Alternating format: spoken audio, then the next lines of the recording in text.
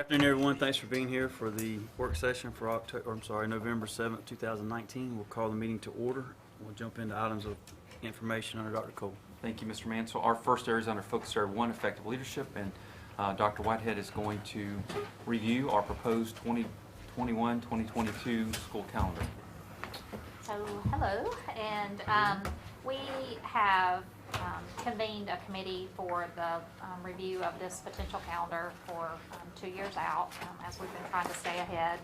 And the committee included school and district administrators, teachers, parents, community members, board members to play a part in this and reviewing the calendar. And so the draft that you have to review includes 178 school days for students, with the rationale being that the two other days that typically would be for students to be in school would be allotted to professional learning and staff planning time to reduce the number of days that teachers would have to be pulled out of class and have a substitute in those classes, and to provide ongoing PL throughout the school year. So that's kind of the rationale there. In the feedback we received in the last development of the calendar, having some sort of break in October, which we've somewhat built in for this next school year as well, was definitely called for. School administrators that came as part of the committee were able to bring forward discipline data and attendance data that suggested that that break could benefit that time. So this ends up being kind of a long weekend in October, with that Friday being a planning, half planning, half professional learning day, and Monday everyone being out for Columbus Day in October. Maintaining our Veterans Day holiday in November, the week of Thanksgiving in November.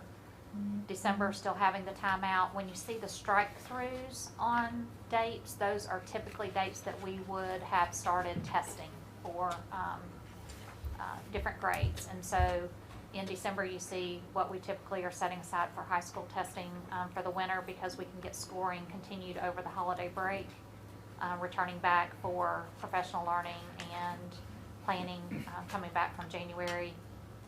And then in February, building in somewhat of a long weekend again for that break there. And then the 14th of March serving as a half PL, half planning day. That would be at the 9-week mark, so that teachers could make those last planning processes, reviewing data up to that point for any type of intercession or needs that students would have to prepare them as we roll into the remainder of the school year. And then finishing us up for that planning to occur before we leave for the Memorial Day holiday. So we have it for you to review and get comments, and then definitely taking that feedback, that we would then hope to have it out for public comment and review as well. And we did have 2 people from the chamber as part of this.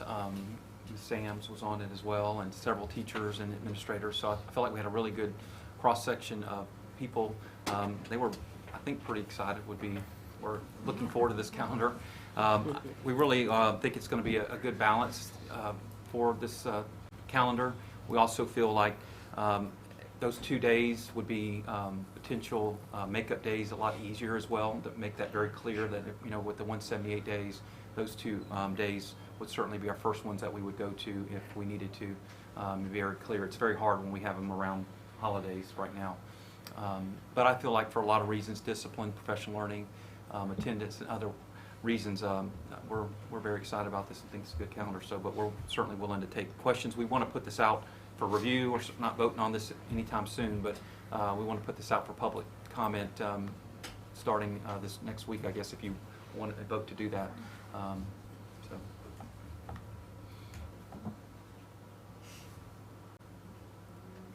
Any questions, comments on it? I would add a legend with the colors and what they represent. Okay. Definitely do that. I know it normally is there, it just Yeah. You emailed one out, I think. It's the Yeah, page I 2 had does it have on all there. those dates, but it would be better to have that. I don't know. Yeah, I do need, I can put the more current version, because when I emailed it back to the committee, I did include that legend, so I apologize if I didn't include that on the either the description I added here as well. You want to vote on that too? So Tuesday, our hope would be to just put this out on the table for a month and let there be public comment, share it with all of our schools. I'm sure the chamber will share it as well through their listserv and get that out there. And Brittany as well will help us do that. Whenever our students want to vote, they certainly welcome to do that as well. So, any comments or questions on that? All right, thank you, Dr. Whitehead. Our next item is SAT, I think. ACT and Yes, SAT, ACT and both SAT. came in around the same time this year. So just giving you some information from those. Chris, if you don't mind, we'll start with ACT. Again, giving you some trend information, looking at those results across time, being able to see on that next slide the numbers of students that we're testing and what those average composite scores are for the nation, Georgia, Glynn as a system, and then Brunswick High and GA respectively included in those numbers so that you have some points of comparison for those marks that we have. And then the next slide takes you just to look at reading as a individual subject score.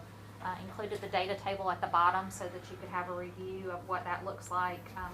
Because when you look at it just on that graph, they all look fairly close, and so you can see in some situations it's truly within tenths that we are varied from anyone else in those subject areas. The next slide goes into math with the same sort of comparison, again with the data tables at the bottom for review. You can see where Glynn has some more probably variability in math.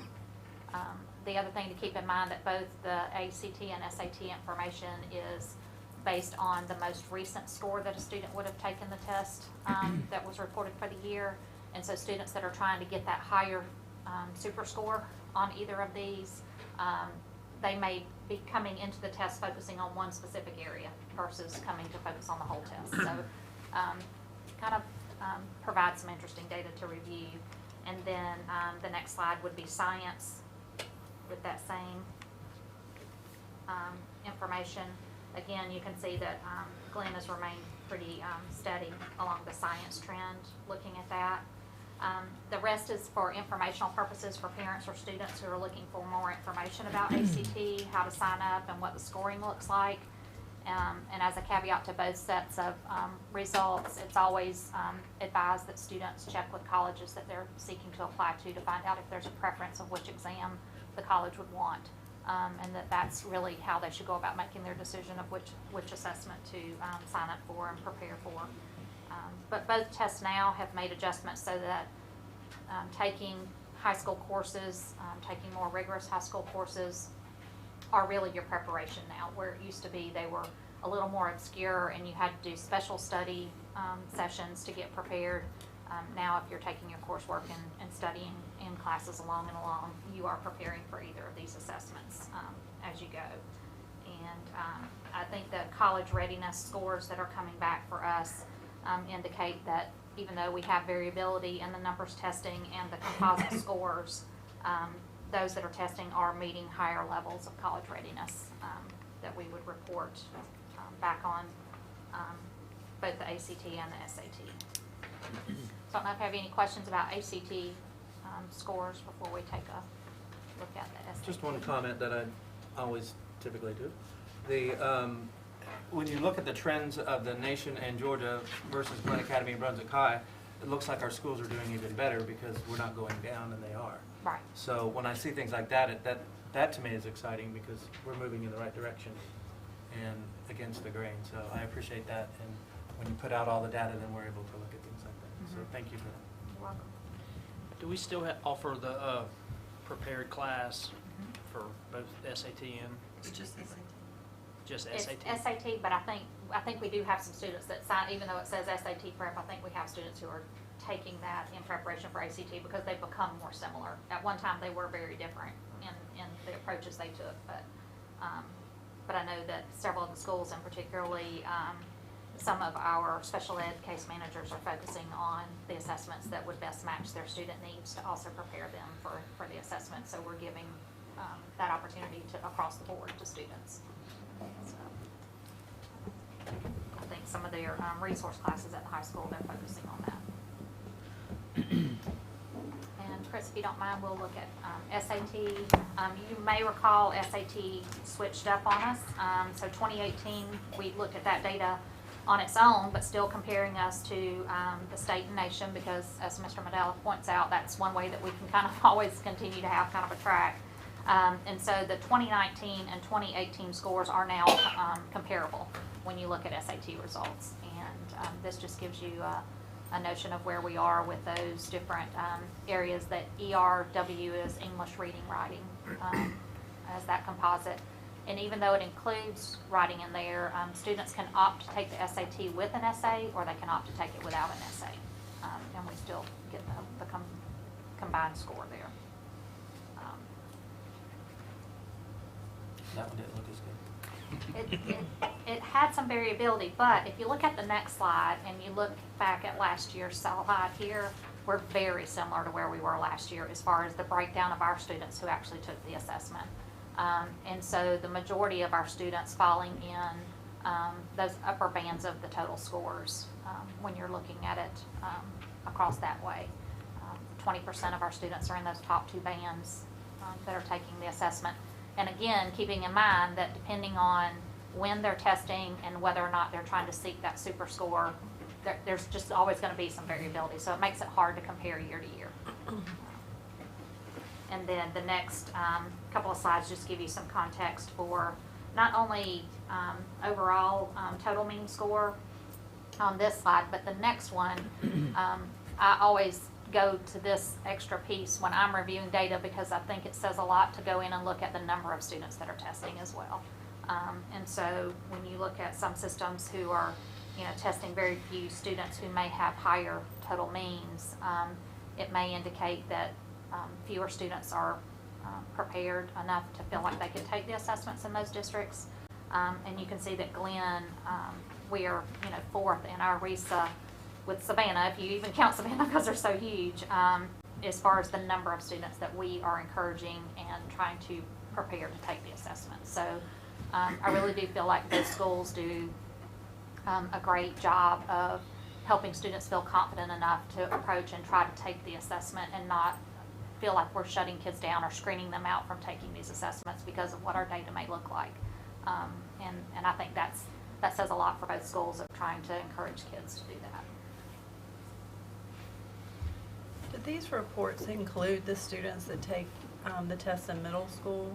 It does, yes. Okay, so I know that's not a large quantity, but still you're probably seeing some lower scores because they're being compared to high schoolers at that point. Right. Yeah, so anyone who tested, within there, and again, it is a small number, but we do include them, and Right. we could filter it out, but again, it's showing where we are as a system with everybody that we're encouraging to take the assessment.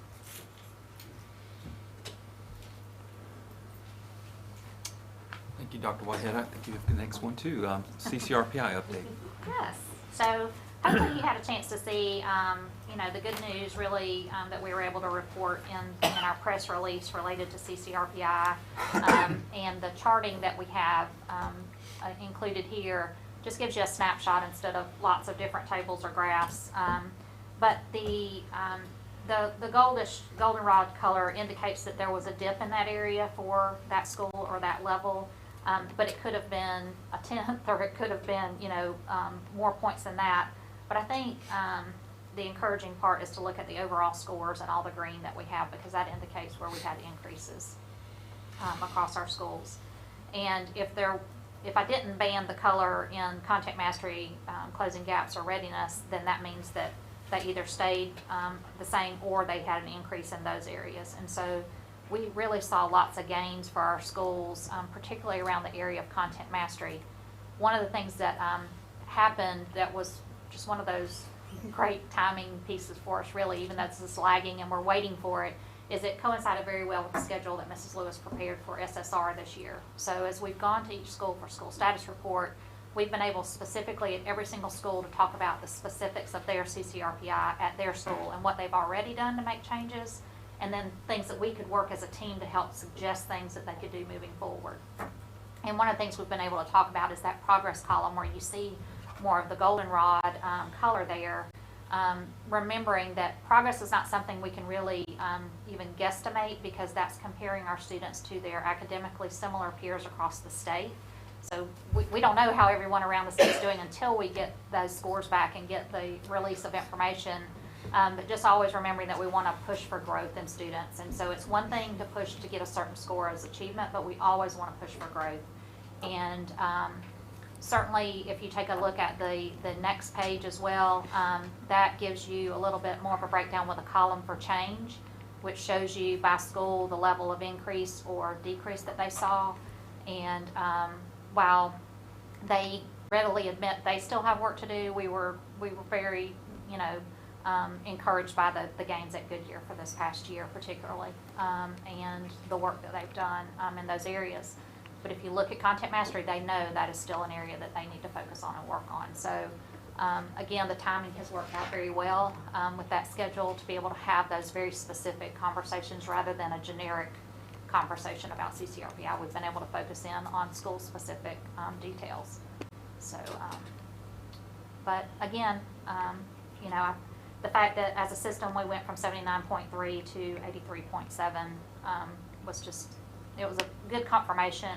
Our elementary schools going from 76.6 at the elementary level to an 85.7 was just tremendous, and I think it's a lot of affirmation for the teachers and the work that's being done in the classrooms. They're embracing many of the instructional models and programs that we have, and just continuing to grow themselves. So.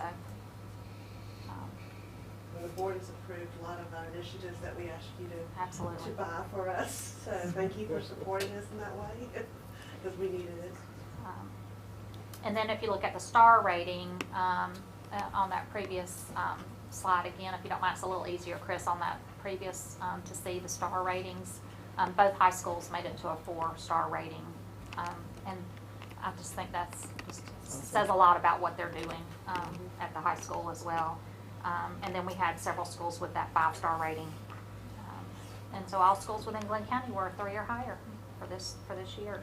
And again, I think the encouraging part and, good information for you to know is that they've all celebrated where they had areas to celebrate, but they've all already dug their heels in and they're working toward improvements. So. To piggyback on you, I've got to commend the entire system. I mean, not just each school, but all the administrators, everybody. There's, what, about 4 or 5 years ago, we were sitting here thinking, hey, we could have a school being taken over by the state.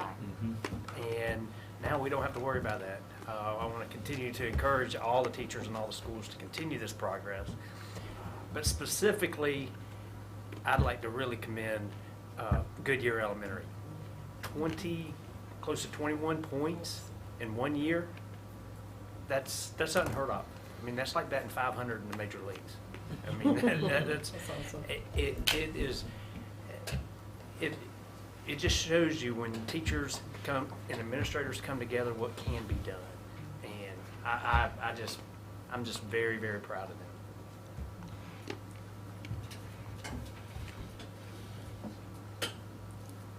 Do you foresee the overall, I guess, culture?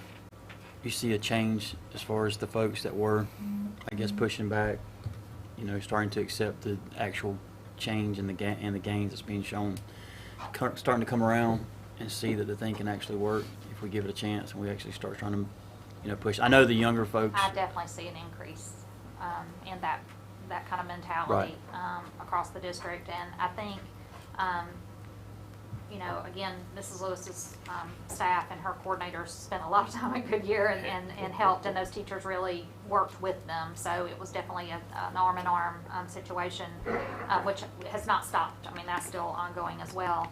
But I think having opportunities like our Elevate conference that we've had in the summer, we're able to really spend time having the discussions about the things that are making a difference, and trying to remember that sometimes we have to let go of the things that aren't making a difference, and people being more willing and open to those conversations. And when I had an opportunity to preview this with the principals the afternoon before it was going to be well, actually, I think I ended up postponing until the morning it was gonna be released because I was so worried about the embargo on everything. I told them we've done book studies and things about collective efficacy and how, you know, everybody working together really helps the wave rise at the same time, kind of thing. And as I mentioned to the principals, I think this is really a reflection of them working together and supporting one another. But I know there's always going to be that level of healthy competition, and I think it should be there. And so they keep that, and they have a healthy banter. But they truly, the administrators really, they're supporting one another and giving each other ideas and helping brainstorm things. And I think this is a continued reflection of that. It's definitely taking effect, and I'm excited about, I mean, all of our schools being where they are and moving up. It's been a while since we've been able to say that, and Yes. I think the last couple of years for the initiatives to start kicking in and taking place are really starting to show. And obviously the teachers are to be applauded, you know, for putting in the time and the hard work and actually giving it a chance and actually working with everyone and collaborating. But the administrators as well to keep pushing. And I think the summer has really shown from what you guys have put together as far as getting started early and showing them what we can do and what difference can be made. So please pass along our gratitude to all the system and the folks that are in the trenches pushing, and of course the kids. I think the kids are excited about what's going on, Yes. and you can see that in the classrooms of you know, when it is time to read and when it is time to do those types of initiatives, they do get excited. So, and we've always been preaching for the last, you know, 5 or 6 years. It starts in elementary school, and that's what's really starting to move, and that really makes a difference for, you know, a future systemic situation. So thank y'all very much for what you're doing. I appreciate it. Well, I just want to reiterate what Ms. Lewis said. I mean, appreciate the board's support. I think it makes a big difference, the stability we've had with the programs, and I think we've just stuck with some things and gotten really good at it. And I think developing our leadership capacity has been very important, but not just the summer, which elevates very important, but throughout the year, making that a focal point of all of our meetings. And so I'm just very excited about it. We have some great people in place. Our teachers have worked very hard, and really thank everybody for all the work that they've done. We have a great staff, and again, just thank everybody for all the hard work they've done. There's nothing magic ever about any of this stuff. It really is just rolling up your sleeves and doing hard work. Thank you, Dr. It's a Whitehead. great report. Thank you. I think your last item is the Fine Arts Seal. So and this kind of was like a breaking news thing, so I was happy that we could add this to the agenda. We have an opportunity, had a request and with the support of you know, the local youth symphony orchestra to consider applying to be able to offer a fine arts seal on the diploma for students that are completing certain pathways in fine arts. But it also includes community service and some and a capstone project. So we worked collaboratively with some input from those community groups as well as our 2 high schools and submitted an application, and we received news that we have been given that opportunity to award that seal beginning this year. So I'll be scheduling meetings in the next couple of weeks to go over and meet with students who are already in that pathway so that they can learn what steps they need to follow right now to be ready if they're a senior to graduate this year with a fine arts seal on their diploma. So just excited to share that news. Well, options are good. I think that's a plus too, to have, you know, different things for different folks. And speaking of that, we have I failed to mention earlier that we do have some of our fine students here with a couple of teachers. If we could have Ms. Fall, if you want to stand up and maybe introduce your class or your folks that are. That's not yours. Okay, I'm sorry. Okay, there she is. Hey, a future teacher of the year. That's right. That's right. If you want to stand, I didn't even see you over there. I'm sorry. Blended right in with everybody else over there. So welcome. Compliment, thanks. Same with the kids. This is the Glynn Academy Civic Engagement Society. You're actually our first meeting. We've been meeting for the last couple of weeks to focus our energies on local, state, and national issues. And actually, the students actually came to me and wanted to create the club. We petitioned Mr. Blackstone, filled out all the appropriate paperwork, and we're an official club. We even had our picture made for the yearbook today. Awesome. So we are really excited. Yeah, right. But we wanted to start learning more about local politics, local issues, and since you are our local body, we thought we'd start with you all. And so we're very excited to learn more about that, and we're here to listen and learn. And so if you keep seeing me turn around, it's because we're, this is what this means. All right. So, anyways, but thank you. Y'all want to say quick something? Okay. We got it? Signals wave. Yeah. Well, thank y'all so much for being Never here. seen them so quiet. I don't know. They're absorbing. They're just taking it all in. It's just so much. Sponges over here. But thank y'all very much. We appreciate y'all being here and taking the initiative to start such a club. And it's very important to get involved, as you can see. A lot of us sitting up here are past students as well of the system. And so thank y'all again for taking that initiative, and good luck. And thank you for these scores. I mean, you're the people that are actually putting it down and actually doing the work. So thank y'all so much for what you do, and keep up the good work and representing us. We really appreciate it. So thank y'all for being here. Who has the sign-in sheet? Oh yeah, that's important. Need to make sure that gets back to them.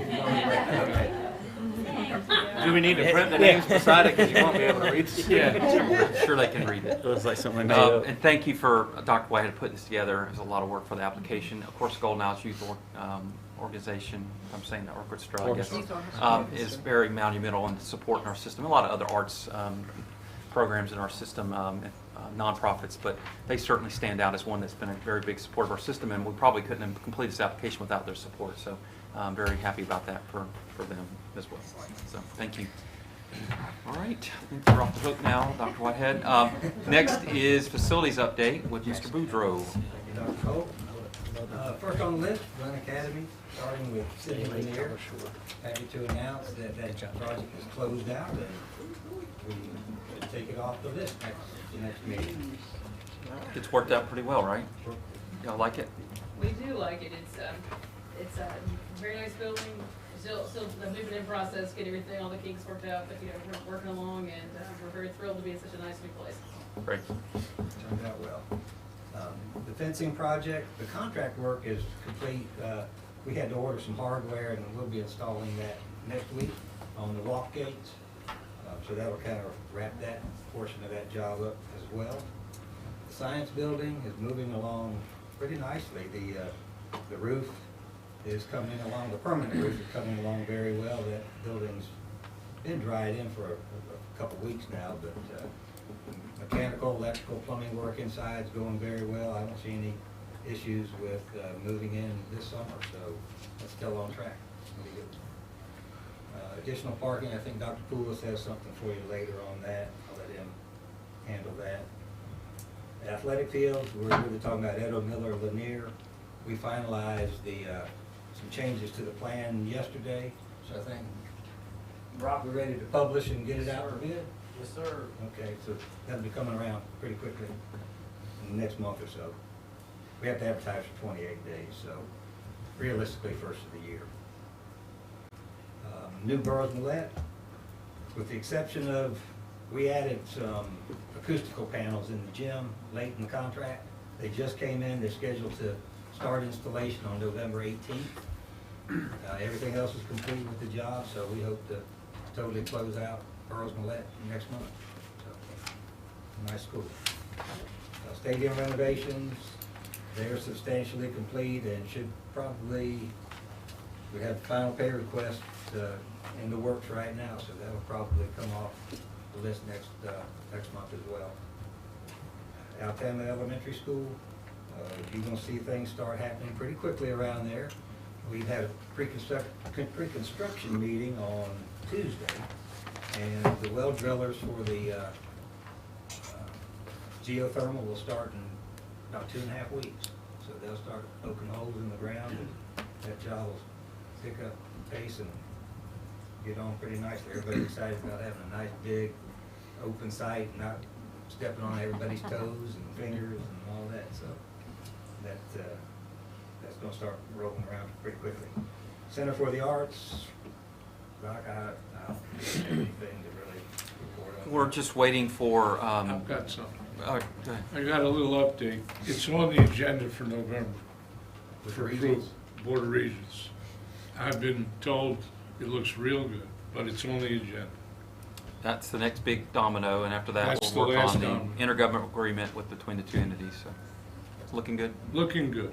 Looking good. All right, the next item is East Block 4 discussion and preliminary list. I think Chris will flash it up there. Just a quick precursor before we get started, I'll turn over to Mr. Dr. Poulos and Al. You know, we're just putting our toe in the water a little bit. I know the county and the city have heard a lot more of their SPLOST than ours. We're not voting, we're not planning to go out in front of the public until next November, the big general election. So we've got a little more time, about a year. But we want to present this kind of as an overview for today, and as we move along, this is going to become more and more detailed. But I want to give you a chance to comment and get your feedback, so I'll go ahead and turn it over. And I think part of this is, we've talked about this, is that this is our initial draft to the board. It says, we're looking at these areas. We've been out to the schools. We've asked them, you know, what their needs are. So we've identified specifically, as you start at the top, the replacement of Glendale. And so I think that's a necessity as we go forward. As well, you know, when you look at St. Simon's, it needs some major overhauls there. And that's a tight footprint that we have to work with. But again, we need to start working towards the necessity. The rest of those items that you see there, and Al can get more specifics on it, but the renovations and modifications, they may be very well different from one school to another as you go down through them. But this is a 5-year, 6-year process that would take place as part of this eSPLOST initiative. And then again, we would continue to pick up on some of the smaller areas that we have at GICA with the possibility of expanding their kitchen. We've talked about that. We've had some grant money that's come in place. And then, you know, when you get down to the technology pieces, as we work more towards one-to-one and some other initiatives, we've really got to continue to identify those needs and, you know, make sure that we're maintaining at the cutting edge of our technology initiatives. We would like to look at expanding some parking areas out at the bus yard. Primarily, you know, we have 141 buses and about 14 microbuses, but also the ability to train our drivers out there would be a great initiative to move forward with. And then our buses are aging, and we're going to provide an update back in December of where we stand, how many we have that need to be replaced, but to add that as a necessity and get rid of some of those non-air conditioned buses, et cetera, as we move forward. Anything you'd like to add, Al? The only thing I'd like to add is where you see renovations and modifications, all those projects will line up directly with our 5-year plan that's on file with the state. So we'd just be basically taking our official 5-year plan and turning it into reality. And we're about there. I mean, we need to do that. There will be some state funding involved. Right now, it's impossible to say how much, but most of those projects will be eligible for some state funding.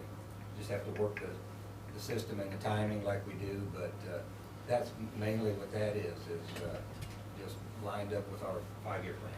And as we move forward with this, as we look at each of those during the planning process, is to determine the dollar amount that would go with it if the board approves it, and to be as the best stewards of the money that's from the taxpayers we can, primarily so that we're not needing to go out for $120 million. We want to make sure that we go in with the money that is actually needed, not to go above it. Yeah, and I appreciate you saying that. It may, you know, as our current pace, we probably would be well over $200 million, but that's not where I'm thinking. We're trying to limit this based on the need, critical needs that we have as a system. And eventually Al will be able to provide you, as we go down, Glendale will be a total replacement, but as you're at the top, those are going to be need more and more expensive renovations and more extensive renovations, and he's got that kind of broken down by like roof and different things that are. And to add to that, it's we just can't stop operations either. So right. This is a long, drawn-out process when we do these renovations because, you know, we're working around students. We're getting to the point too, thankfully, I think, by doing these last bit of modifications. It's never stopped. It never like you're complete with the school system, but we really could bring all of our schools, I think, into the, you know, as modern as possible with the technology that needs security and all that we've been adding. So this really brings all of our schools probably into the as updated as possible. There'll be other needs probably in other SPLOST, but it'll be limited again. I think each time we go through SPLOST, it's going to get less and less of a need for our community. So good. Now, the renovation and modifications, is that over and above our normal yearly maintenance? Oh, certainly. Okay. So these are actually renovations and modifications are categories in our 5-year plan. That's why I use them. Okay. Renovations, painting, carpet, lights, you know, things like that, you know, after time you need to replace.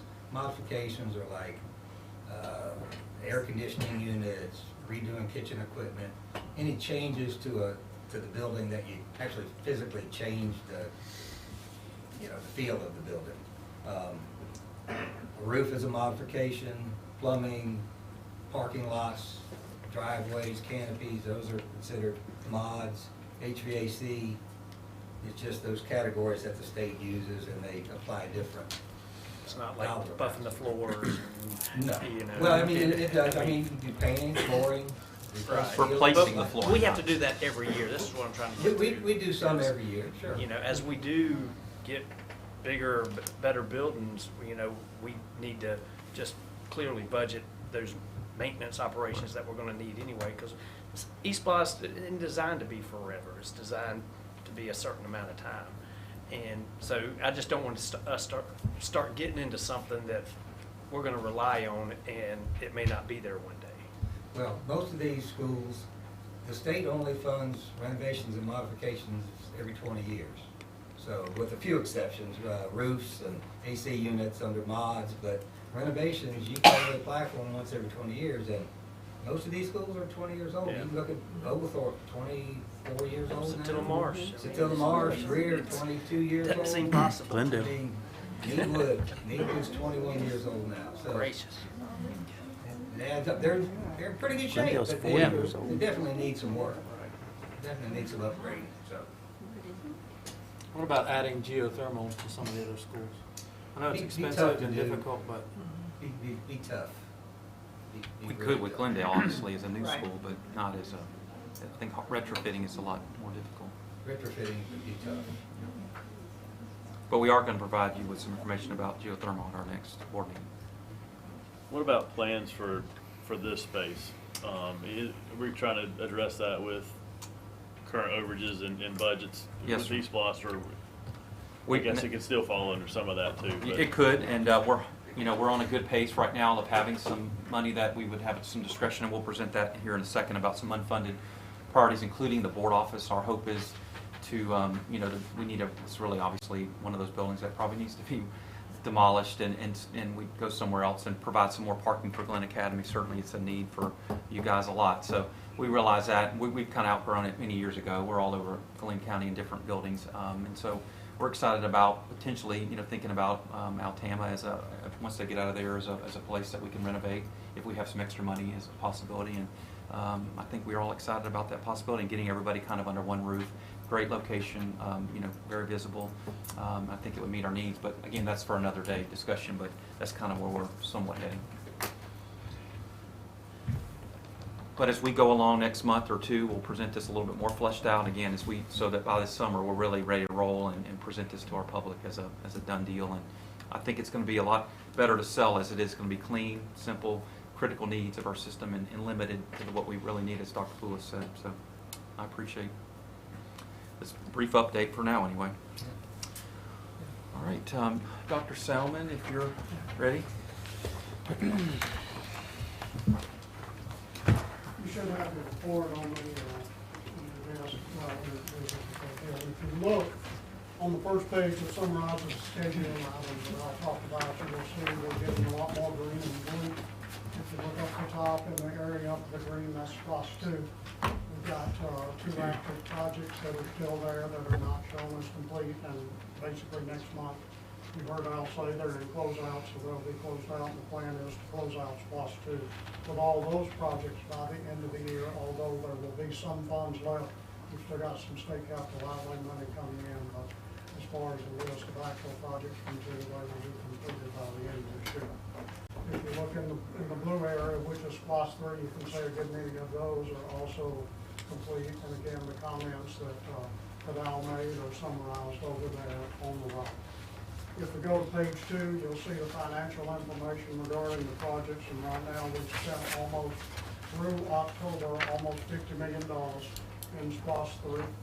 Gives you a good idea of where we are with the projects. You've got a couple of these projects that will be moving up to the hidden completed projects, but they're in there. As we look at SPOS 3, page 3, you will see your revenue sheet. We've been on a pretty good roll where our receipts have been 2.5 or $250,000 to $300,000 over budget. This month it was only $67,000 over budget. We've had our first month since I think June or July of 2016 where this month's receipts are less than they were last year.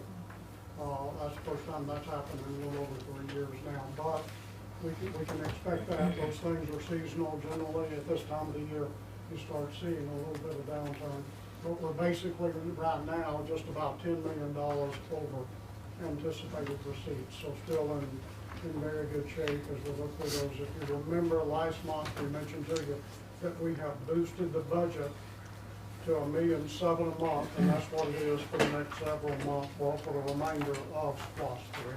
We're looking at the $3 million budget, and you can see on your graph on page 4 that that's that $10 million that we're looking at, where you see basically $82 million in actual receipts, where budgeted at this point, we had originally anticipated $72 million. And then the last page will probably show up one more time. This is the SPLOST 2 summary. You can see these projects are paid out at the 89% level right now. But again, you'll see them again next month, but in January, we probably won't show you this sheet because the expenditures for 2, other than a few things and projects that are added back, will basically be gone. So that's your summary. You've got the 22-page reports that Susan has to put on your website. I don't know if y'all do that today or Tuesday or whatever, but you've got all the detail. But again, you're in good shape. Receipts are down compared to what they've been, but they're still over budget. And as I remember Miller saying one time, I think it took me 30 minutes to hear him, but he said something, you know, if receipts are over budget, that's a good thing. So 67,000 is a plus. So anyway, that's where we are at this point on this spot.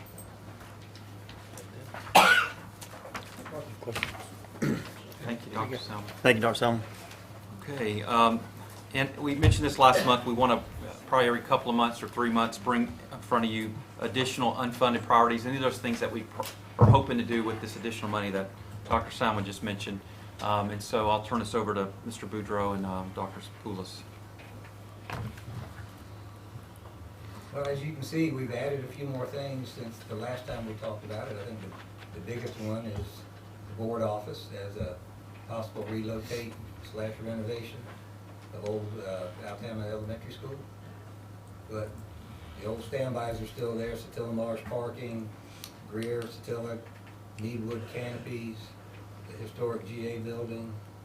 Some of the things at the top of the list, like the roof for the new gym, I have some state funding, and we will do that this summer.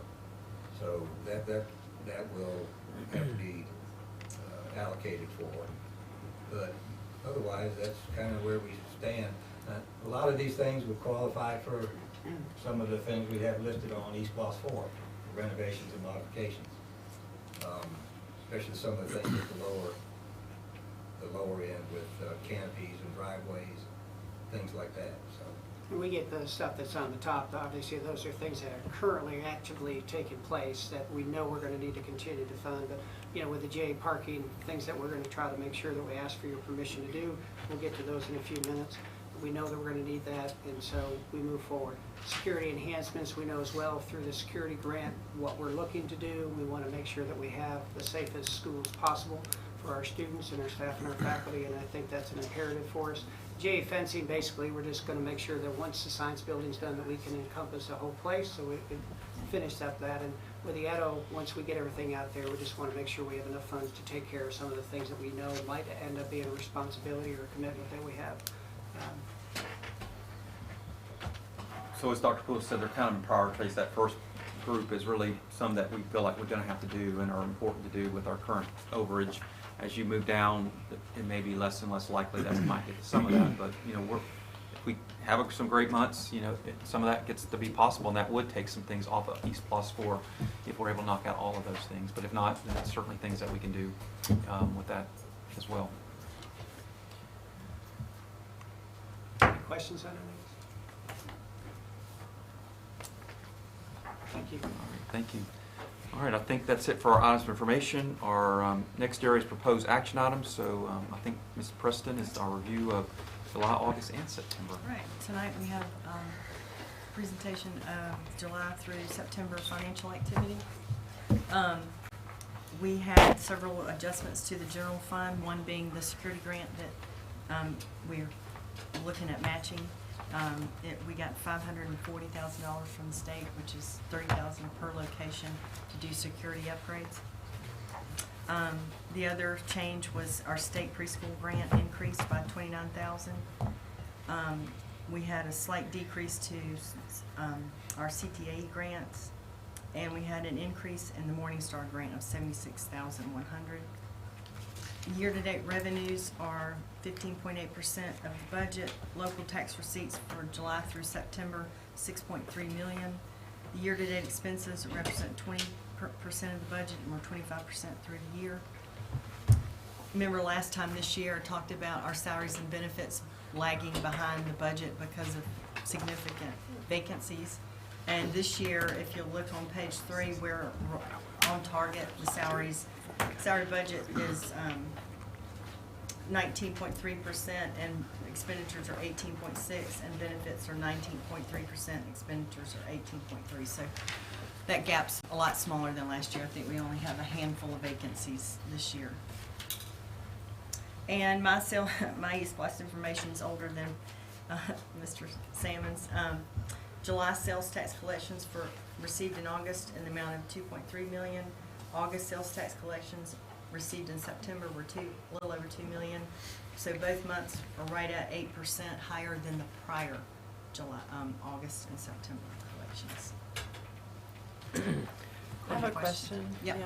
So knowing that this information presents basically the first quarter of the year, like we're at the 25% mark. So for the categories that are significantly over that 25% mark, I know a lot of times you don't spend evenly through the year. So you see those spikes, but I just want to make sure that we're looking at those and making sure that they fall in line with where we expect them, even though they appear to be close to getting off track with budget. Yes, some of the expenditures, like for instance, if you look at page 1 of the general fund, you'll notice that the debt service is 55% spent, and we're only 25% through the year. And that's because we pay several of our leases quarterly. Okay. So it's just the patterns of expenditures are not consistent. Right. I think the other one that I was looking at was the other purchase services is up in the like 70% range. But again, 70%. Where are you looking? It's 30. Oh, well, I was looking under recap by type of expense. Other purchases are 30% of 25%. Okay, well, there's one that's 76.7. Oh, 76.7. That's that is again, insurance comes out of that category, and that's paid quarterly also. Okay. So, yeah. Thank you. Any other questions or comments? For the benefit of the students in the room and those that may not know, we just let everybody know what our overall budget is, our expenditures are per year, and what percentage of that is salaries and benefits for teachers and other personnel. So for the general fund, which is our main operating fund, it pays for most everything except for your grants and eSplost, which is totally separate from the general fund. Our salaries and benefits, the cost of our salaries and benefits is around 87%, a little over 87% of the total expenditure budget. So we have $140 million budgeted expenditures, and about 87% of that is salary and benefits. So the majority of your expenditure obviously is salaries and benefits because we're in the business to teach, and you have to have people to teach. The next probably biggest category for us is supplies and materials. And that can be anything from gasoline for the cars to books in the classroom to computers. And then your next biggest category, which drops significantly down, is the other purchase services, which the main portion of that is your property and liability and flood insurance. So, Thank you. Mr. Preston, when we talk about eSplosh receipts, like this one for October, that reflects September's? Yes. And so we had a hurricane, Yes. County was shut down at least a week. Yeah. So naturally, it should have gone down from the Right. previous year. So, We'll see it trend if it keeps going. right, I would expect it to, now we've got, Especially all the people around the. yeah, Georgia, Florida, we got Ship. RSM, Fair. Seems to be a big tourist attraction too. So. Oh, and a sunken boat. Yeah. Partially sunken. Somewhat afloat. Almost anywhere in Glynn County. Thank you. Any other questions for Ms. Preston? Thank you, Ms. Preston. The next item, I'll take it, it's just a board member orientation handbook. As we do, I think in January every year, we do the board ethics, code of ethics. You just kind of reaffirm that. We'd like to do the same thing with the board handbook, which we did last year. And so we just updated the first couple of pages, maybe 2 pages. So we'll put that out for your vote on Tuesday, just to reaffirm it. And we've got a draft here if you want a copy, a hard copy. I guess we need to pull them back in and update them for you at some point, but that's what that item is, and that would be something we would ask for your approval on Tuesday for. And it looked like the changes or additions were highlighted. Yes. Right, okay.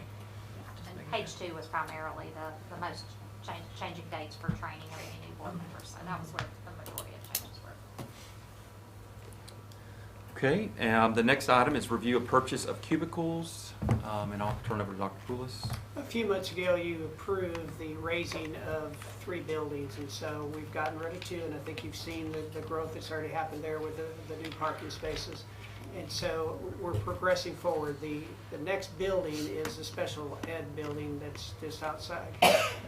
We have to move all of the individuals and the records out of there, and so we have a place for them. We need to put them in these cubicles in the media center area of racks.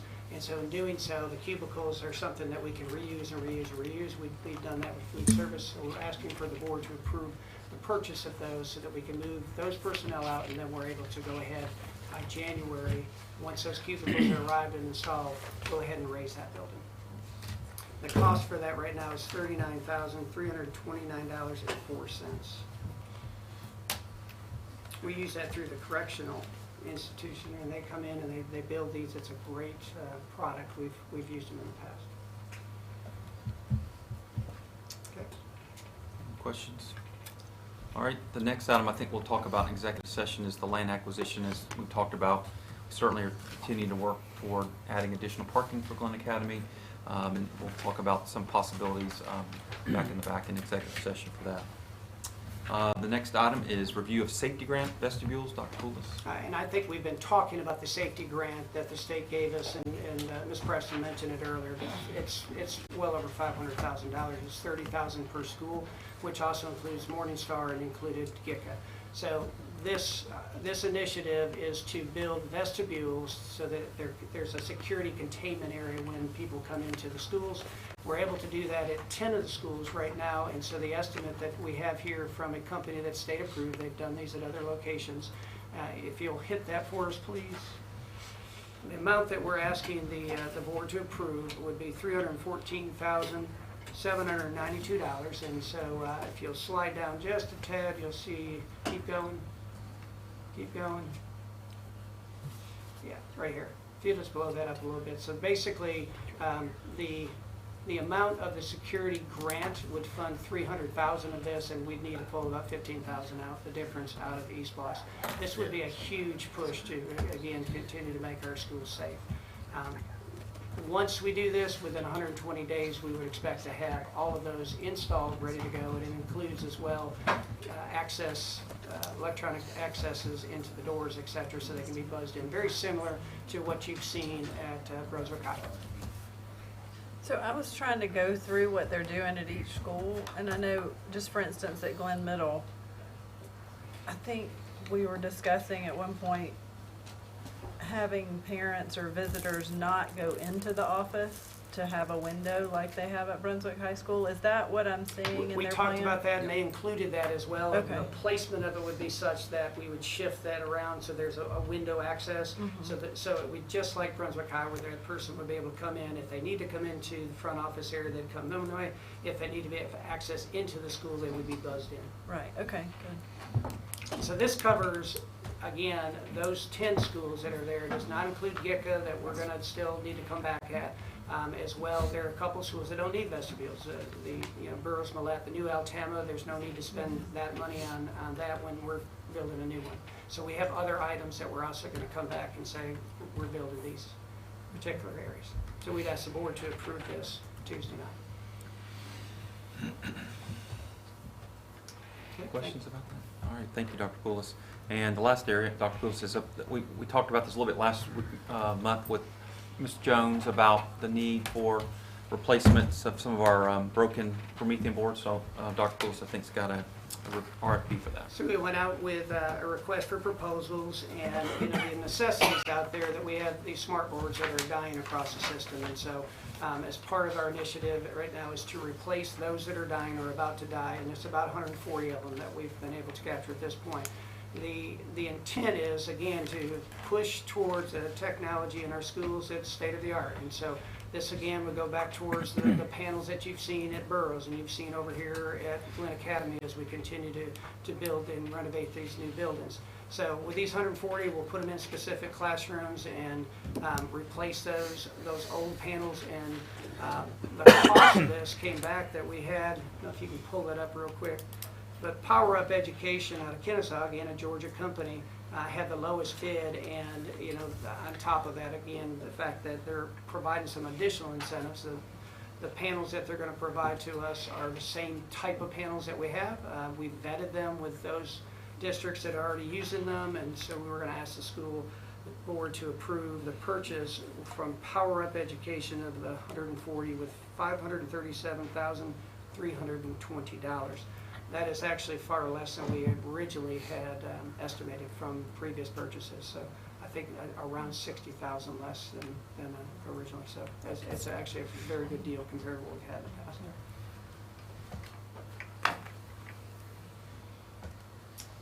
Any questions on that? And we're paying for this with the overage we've got This will be through an these easy last loss. 3. Thank you. Any questions about that? Okay, Mr. Chairman, that's it.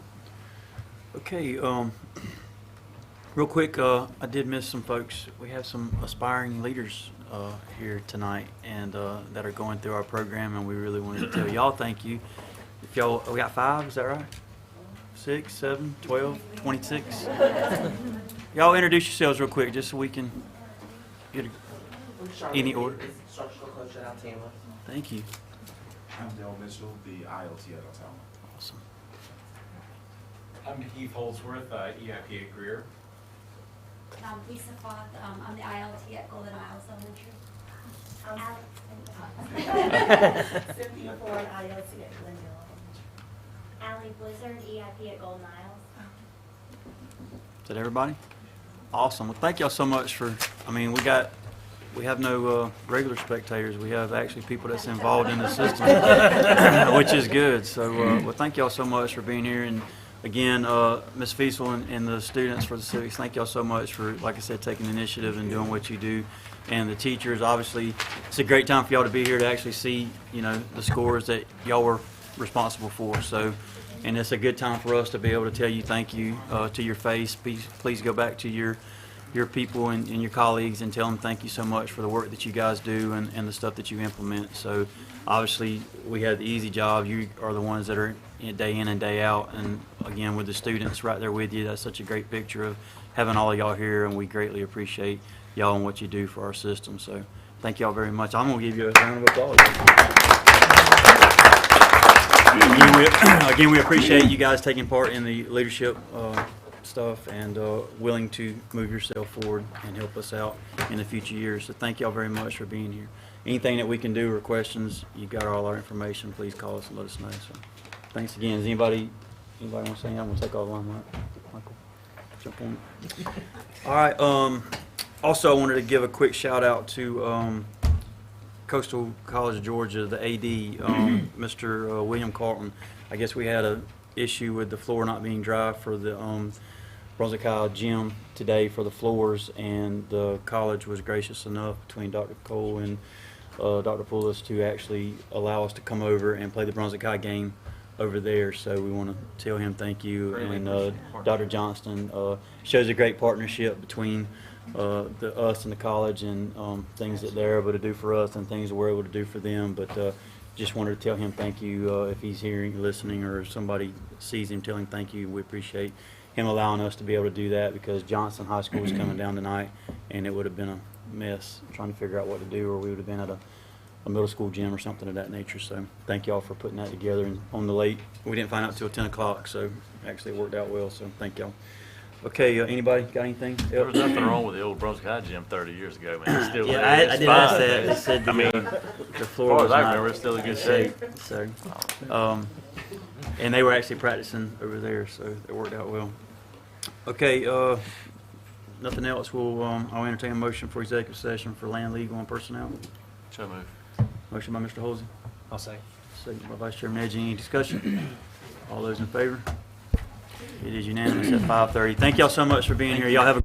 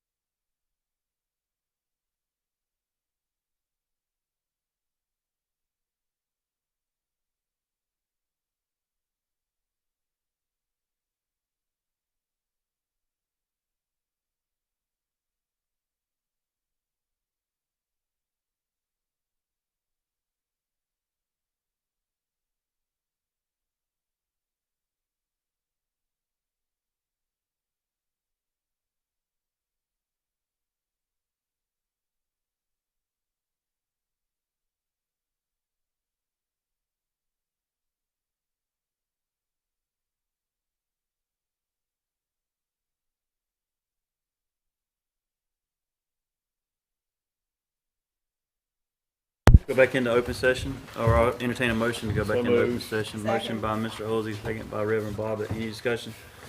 All those in favor? Aye. It's unanimous at 7:06. I'll entertain a motion to adjourn. So moved. Motion by Dr. Jurgen, second by Reverend Bobbit. Any discussion? All those in favor? It's unanimous at 7:06. Thank y'all. Y'all have a great evening. Good night.